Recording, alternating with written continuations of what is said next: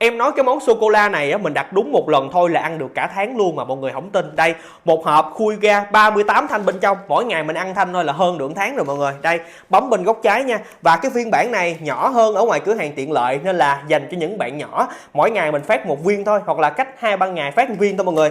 Tại vì đây là cái phiên bản ngọt nên là mọi người ăn nó vừa đủ thôi nha. Coi clip này xong tranh thủ được trợ giá chợ ship đặt về liền nha. Lúc mình khui ra thì bên ngoài là được phủ một cái lớp sô cô la nè, bên trong là có cả kẹo mạch nha và thêm đậu phộng nữa. Vị ngọt ngọt và nó có hơi xíu đắng nhẹ của sô cô la mọi người, và rất là thơm đậu phộng luôn nha.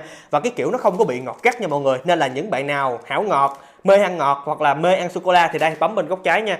Mua một lần mà ăn được cả tháng nha mọi người. Và với cái giá này thì nó cũng sẽ thay đổi sau khi mà chương trình khuyến mãi kết thúc, nên là mọi người phải tranh thủ nhé.